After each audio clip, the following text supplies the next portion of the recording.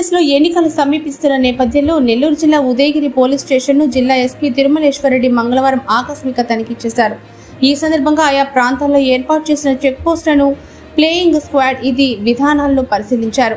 వారికి తగిన సూచనలు, సలహాలు అందజేశారు. ఎన్నికల కోడ్ అమల్లో ఉన్నందున కోడ్ ఉల్లంఘించే ఎలాంటి కార్యకలాపాలు చేయకూడదని హెచ్చరించారు.